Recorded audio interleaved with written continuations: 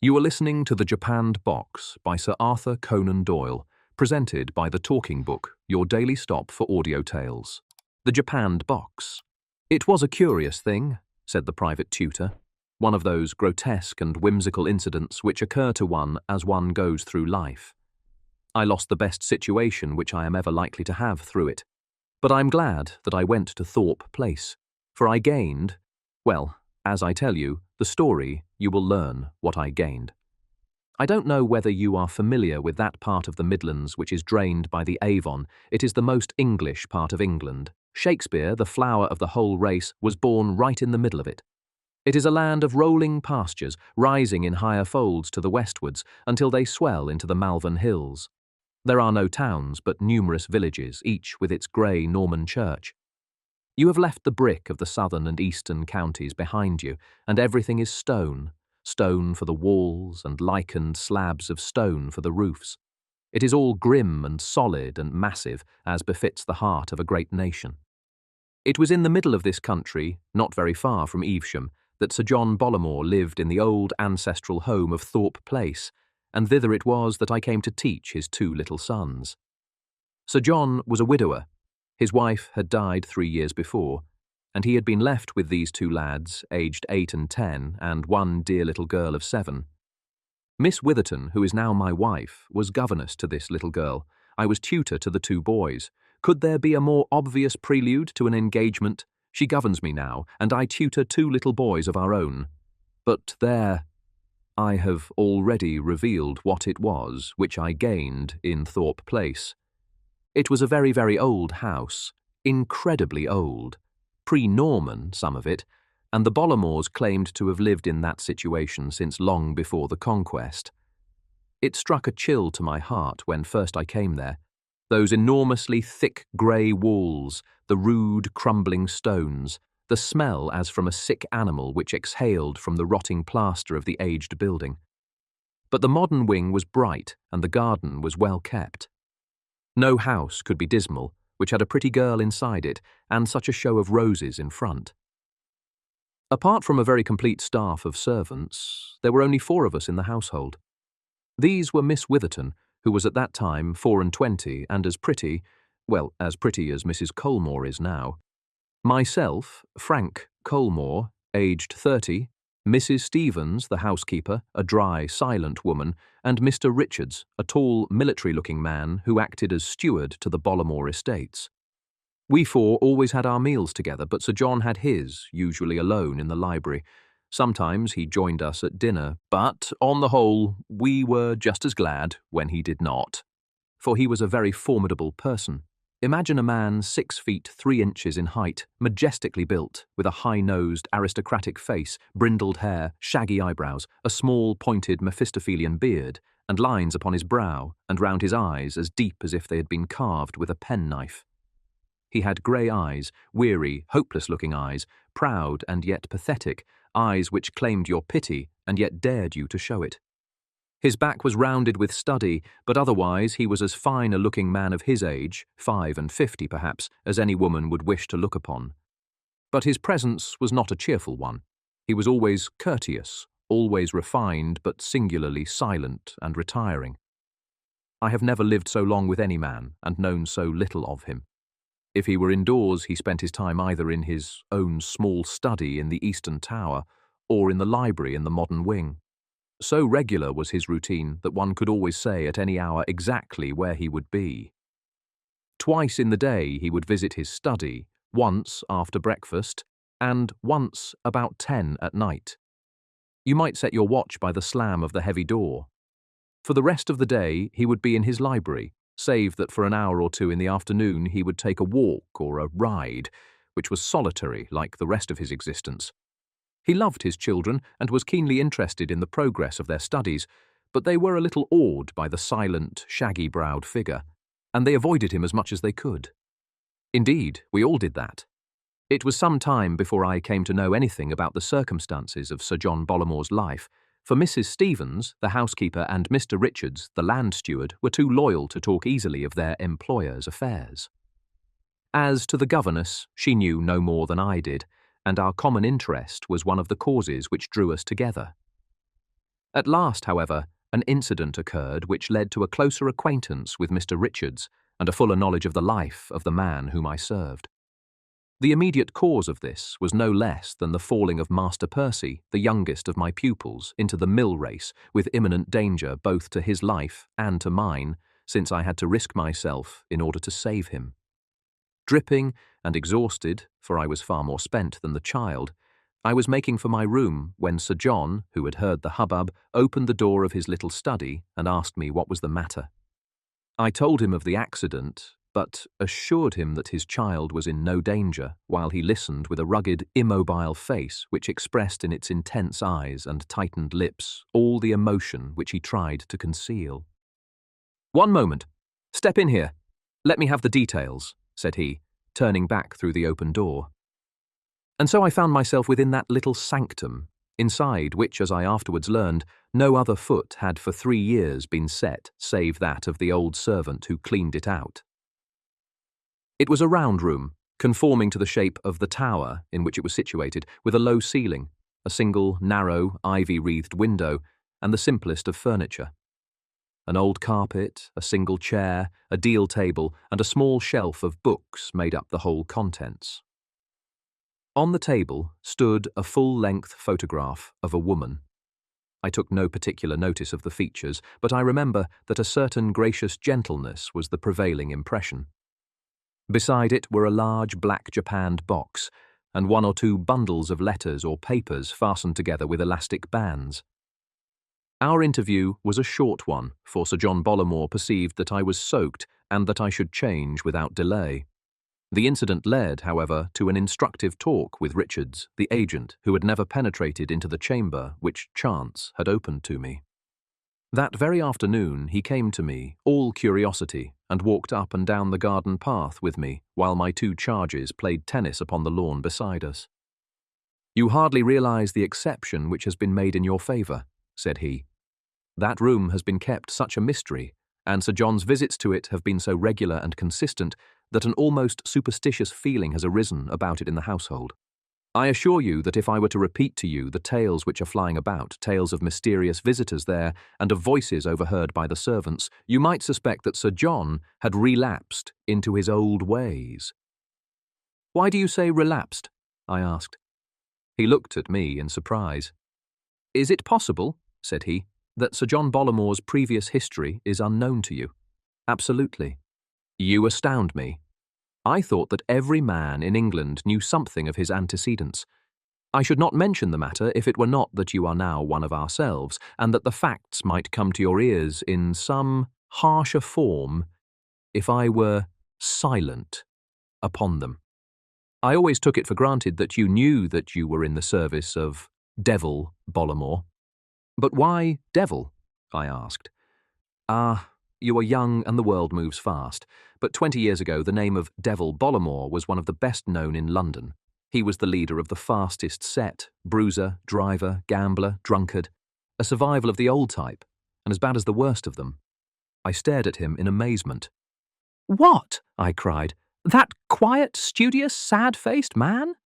"The greatest rip and debauchee in England, all between ourselves, Colmore.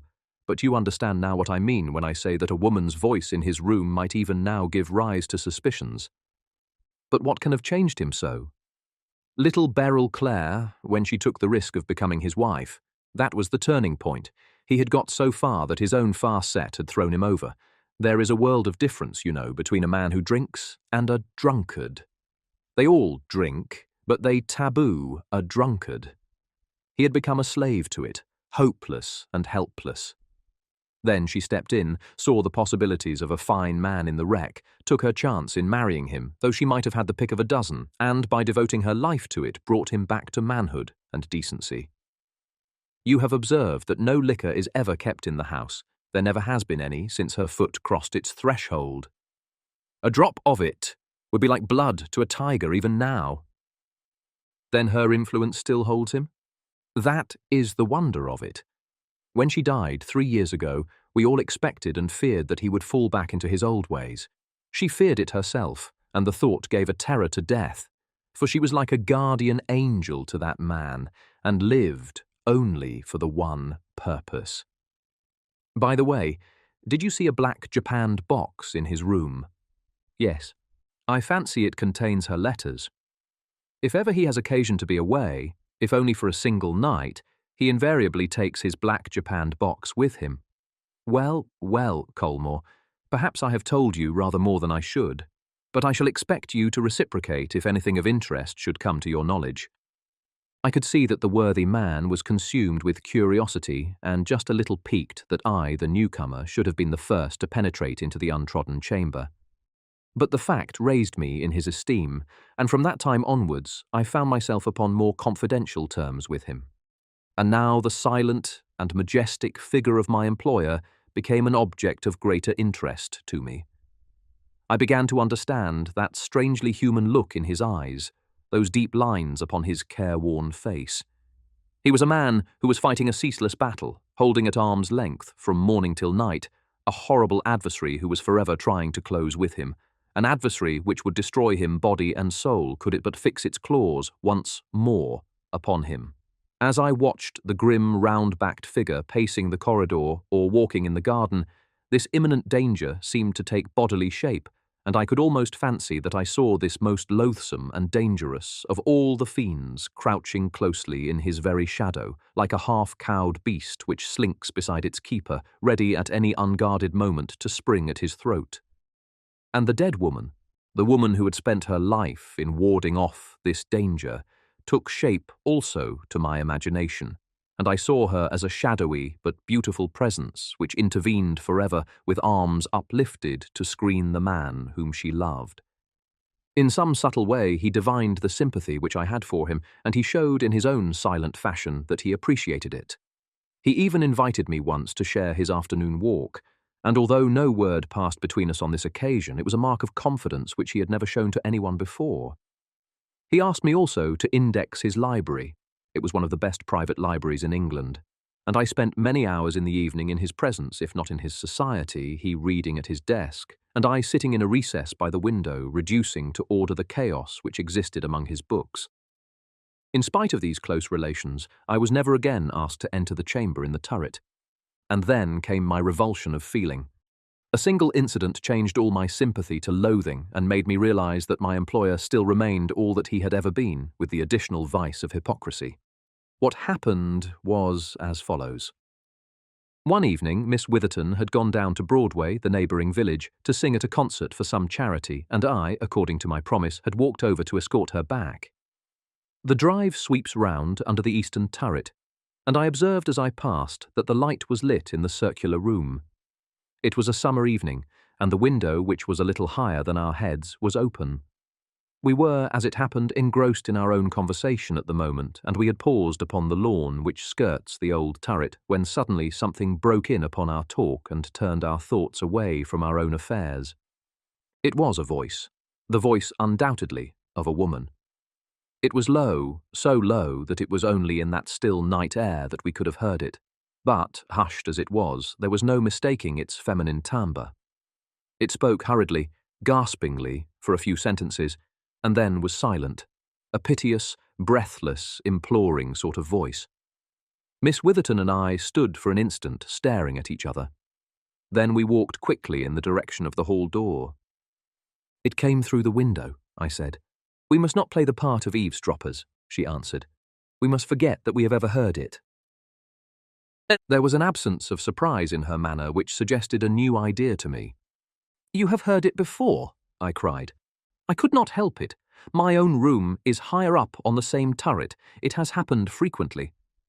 "Who can the woman be?" "I have no idea. I had rather not discuss it." Her voice was enough to show me what she thought. But granting that our employer led a double and dubious life, who could she be, this mysterious woman who kept him company in the old tower? I knew from my own inspection how bleak and bare a room it was. She certainly did not live there. But in that case, where did she come from?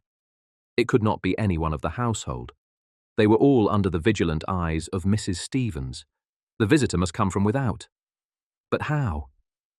And then suddenly I remembered how ancient this building was and how probable that some medieval passage existed in it. There is hardly an old castle without one. The mysterious room was the basement of the turret, so that if there were anything of the sort, it would open through the floor. There were numerous cottages in the immediate vicinity. The other end of the secret passage might lie among some tangle of bramble in the neighbouring copse. I said nothing to anyone, but I felt that the secret of my employer lay within my power. And the more convinced I was of this, the more I marvelled at the manner in which he concealed his true nature. Often as I watched his austere figure, I asked myself if it were indeed possible that such a man should be living this double life, and I tried to persuade myself that my suspicions might after all prove to be ill-founded. But there was the female voice. There was the secret nightly rendezvous in the turret chamber. How could such facts admit of an innocent interpretation? I conceived a horror of the man. I was filled with loathing at his deep, consistent hypocrisy. Only once, during all those months, did I ever see him without that sad but impassive mask which he usually presented towards his fellow man. For an instant I caught a glimpse of those volcanic fires which he had damped down so long. The occasion was an unworthy one, for the object of his wrath was none other than the aged charwoman whom I have already mentioned as being the one person who was allowed within his mysterious chamber. I was passing the corridor which led to the turret, for my own room lay in that direction, when I heard a sudden, startled scream, and merged in it the husky, growling note of a man who is inarticulate with passion. It was the snarl of a furious, wild beast. Then I heard his voice thrilling with anger. "You would dare," he cried. "You would dare to disobey my directions." An instant later, the charwoman passed me, flying down the passage, white-faced and tremulous, while the terrible voice thundered behind her. "Go to Mrs. Stevens for your money. Never set foot in Thorpe Place again." Consumed with curiosity, I could not help following the woman, and found her round the corner, leaning against the wall and palpitating like a frightened rabbit. "What is the matter, Mrs. Brown?" I asked. "It's master," she gasped. "Oh, how he frightened me. If you had seen his eyes, Mr. Colmore, sir, I thought he would have been the death of me." "But what had you done?" "Done, sir? Nothing. At least, nothing to make so much of. Just laid my... And on that black box of is hadn't even opened it when in he came and you heard the way he went on. I've lost my place and glad I'm of it, for I would never trust myself within reach of him again.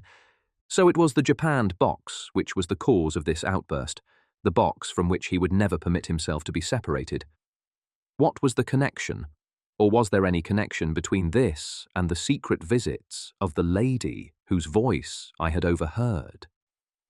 Sir John Bollamore's wrath was enduring as well as fiery, for from that day Mrs. Brown, the charwoman, vanished from our ken, and Thorpe Place knew her no more. And now I wish to tell you the singular chance which solved all these strange questions and put my employer's secret in my possession. The story may leave you with some lingering doubts as to whether my curiosity did not get the better of my honour, and whether I did not condescend to play the spy. If you choose to think so, I cannot help it, but can only assure you that, improbable as it may appear, the matter came about exactly as I describe it. The first stage in this denouement was that the small room in the turret became uninhabitable. This occurred through the fall of the worm-eaten oaken beam which supported the ceiling. Rotten with age, it snapped in the middle one morning, and brought down a quantity of plaster with it. Fortunately, Sir John was not in the room at the time. His precious box was rescued from amongst the debris and brought into the library, where, henceforward, it was locked within his bureau. Sir John took no steps to repair the damage, and I never had an opportunity of searching for that secret passage, the existence of which I had surmised. As to the lady, I had thought that this would have brought her visits to an end, had I not one evening heard Mr. Richards asking Mrs. Stevens who the woman was whom he had overheard talking to Sir John in the library. I could not catch her reply, but I saw from her manner that it was not the first time that she had had to answer or avoid the same question. "You've heard the voice, Colmore?" said the agent. I confessed that I had. "And what do you think of it?" I shrugged my shoulders and remarked that it was no business of mine. Come, you are just as curious as any of us. Is it a woman or not?" "It is certainly a woman." "Which room did you hear it from?" "From the turret room before the ceiling fell. But I heard it from the library only last night. I passed the doors as I was going to bed, and I heard something wailing and praying just as plainly as I hear you. It may be a woman. Why, what else could it be? He looked at me hard. There are more things in heaven and earth, said he. If it is a woman, how does she get there? I don't know. No, nor I. But if it is the other thing, but there, for a practical businessman at the end of the 19th century, this is rather a ridiculous line of conversation. He turned away, but I saw that he felt even more than he had said. To all the old ghost stories of Thorpe Place, a new one was being added before our very eyes. It may by this time have taken its permanent place, for though an explanation came to me, it never reached the others.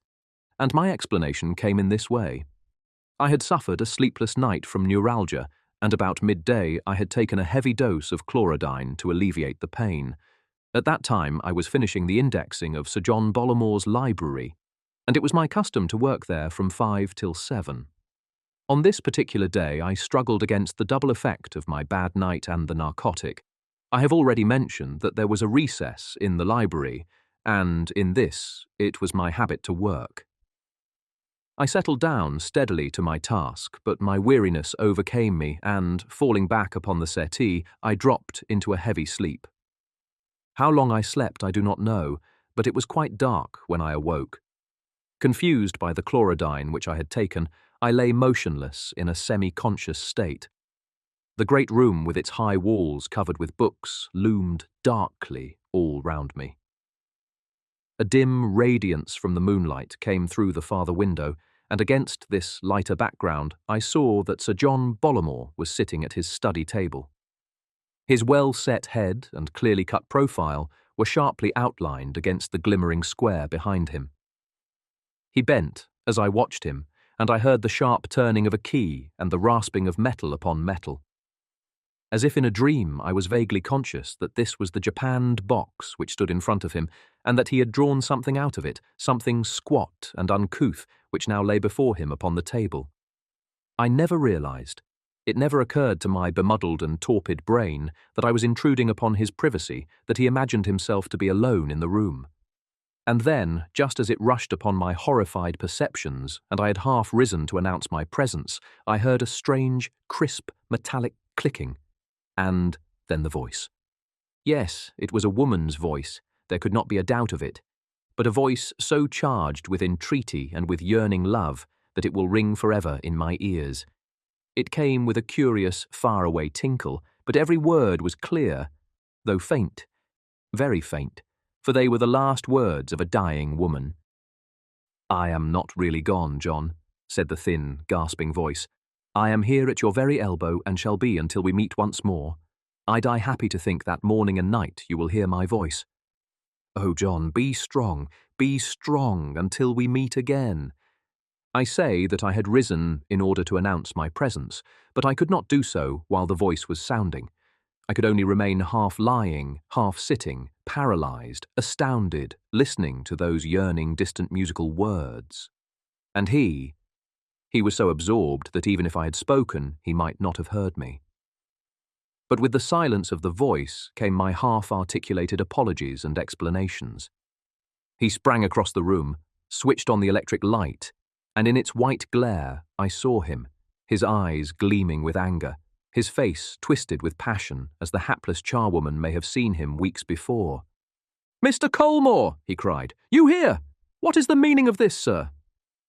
With halting words I explained it all, my neuralgia, the narcotic, my luckless sleep and singular awakening.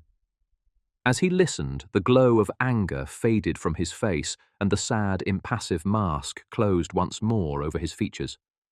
"My secret is yours, Mr. Colmore," said he. "I have only myself to blame for relaxing my precautions. Half-confidences are worse than no confidences, and so you may know all, since you know so much. The story may go where you will, when I've passed away, but until then I rely upon your sense of honour that no human soul shall hear it from your lips.